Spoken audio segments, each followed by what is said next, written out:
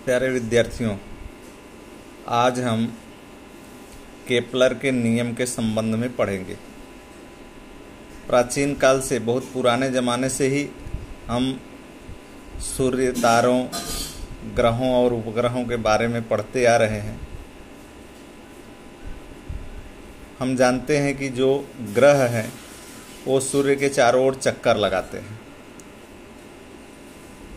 सूर्य के चारों ओर चक्कर लगाने के संबंध में केपलर ने कुछ नियम बनाए हैं, जिसके विषय में आपको जानना है कि ग्रह सूर्य के चारों ओर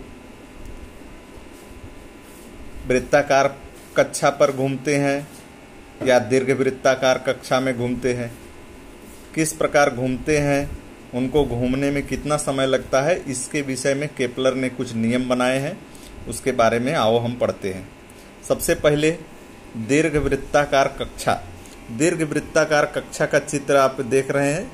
ये जो चित्र है ये दीर्घवृत्ताकार कक्षा है। अब ये दीर्घवृत्ताकार कक्षा कैसे बनेगी? आप एक शंकु का आकार, जैसे मूंगफली बेचने वाले जिसमें मूंगफली भर के देते हैं, उसको उल्टा करके ऐसा तिरछा काट देंगे तो जो आकृति बनेगी वो शंकु के आकार की बनेगी। अब शंकु के आकार की बनेगी, उसके बारे में केपलर ने क्या लिखा है कि किसी शंकु की आकृति को अगर हम किसी प्रतल से तिरछा काट दें, अगर ऐसा सीधा काटेंगे तो गोला बन जाएगा, लेकिन ऐसा तिरछा काटेंगे तो वह दीर्घवृत्ताकार कक्षा इस आकार का बन जाएगा। और केपलर ने कहा कि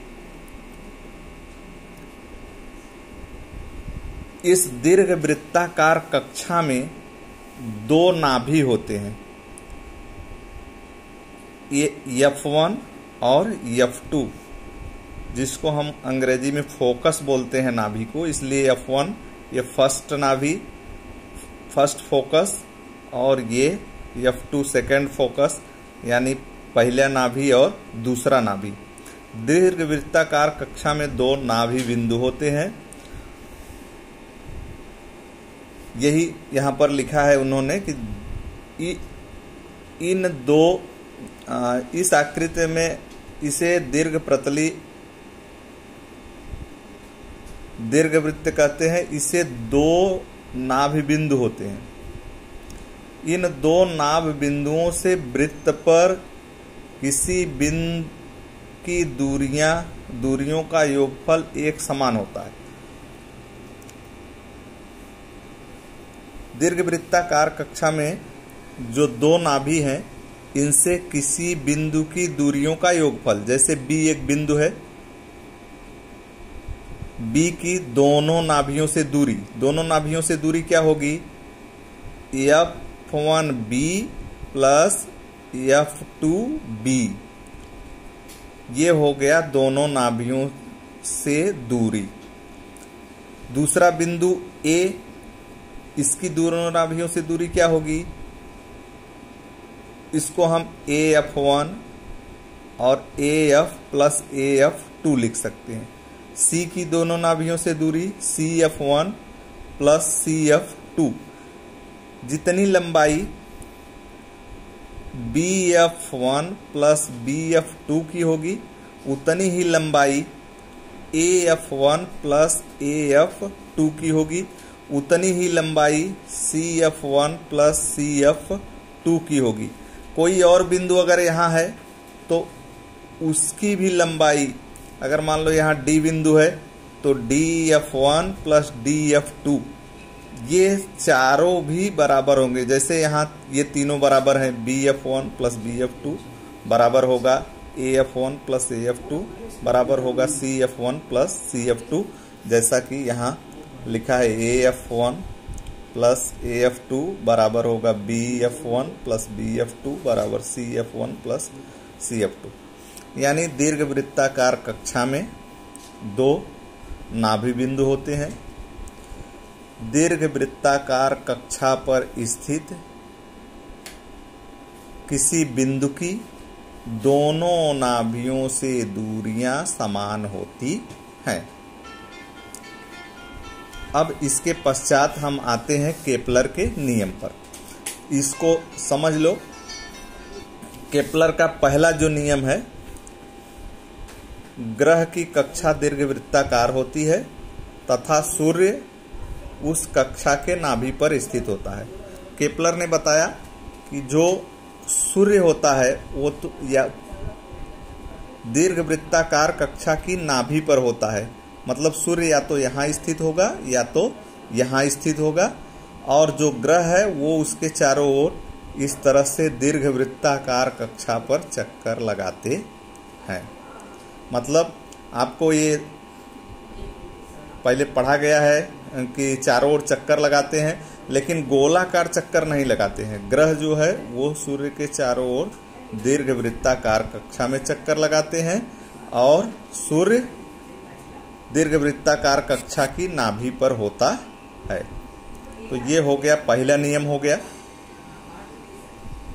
केपलर का कि कोई भी ग्रह सूर्य के चारों ओर दीर्घवृत्ताकार कक्षा पर घूमता है तथा सूर्य उस दीर्घवृत्ताकार कक्षा की नाभि पर स्थित होता है। दूसरा नियम,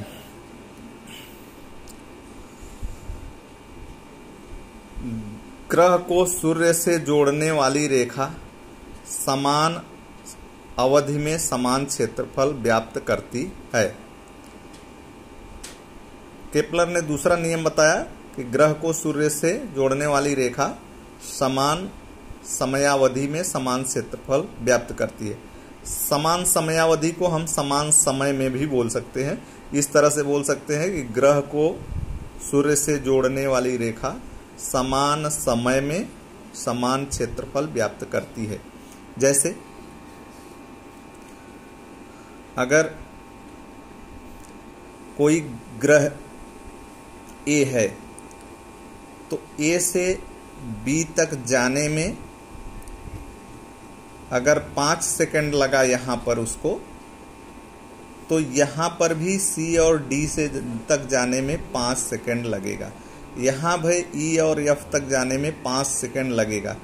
ये समान समय में समान क्षेत्रफल व्याप्त करते हैं। मतलब अगर ग्रह सूर्य के पास है तो वो तेजी से ज़्यादा दूर जाएगा, सूर्य से दूर है तो वो उसकी चाल उतनी रहेगी लेकिन दूरी मतलब कम तय होगी, जिसके कारण ये क्षेत्रफल जो है वो समान रहेगा। तो दूसरा नियम,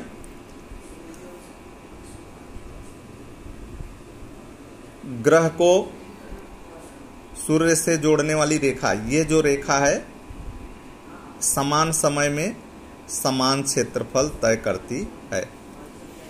केपलर का तीसरा नियम, केपलर के 3 नियम हैं, तीनों नियम हम यहाँ देखेंगे। तीसरा नियम है सूर्य की परिक्रमा करने वाले ग्रह के आवर्तकाल का वर्ग ग्रह से सूर्य की औसत दूरी के घन के समानुपाती होता है।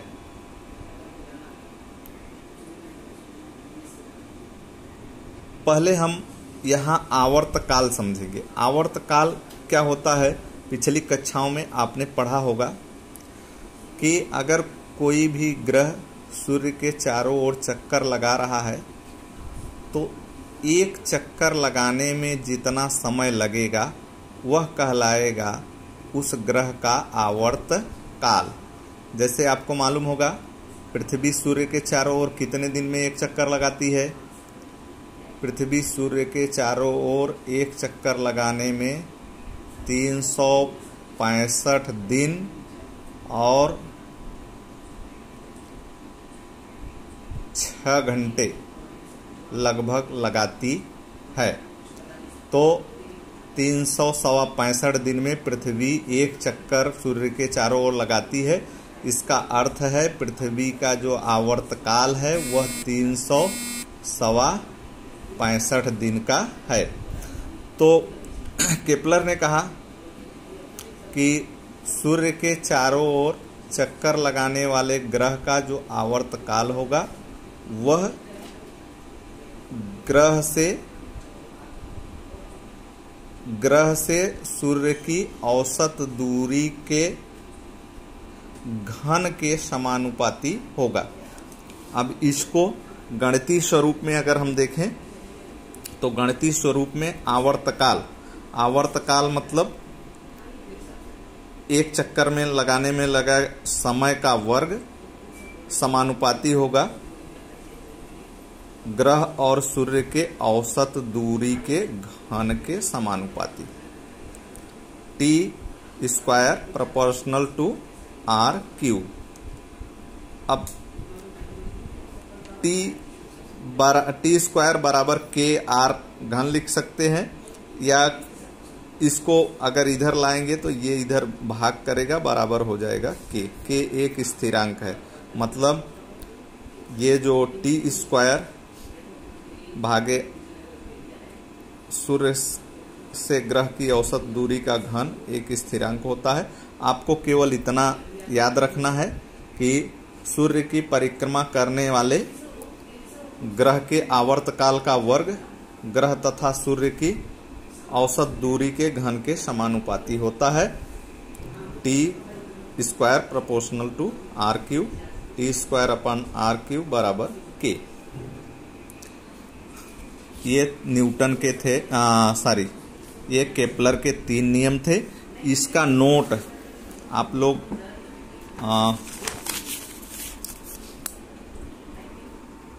ये मैं नोट दे रहा हूं, आप लोग इसे लिख लेना और इसका एक नोट बना लेना। चलिए अब आते हैं न्यूटन के गुरुत्वाकर्षण नियम पर।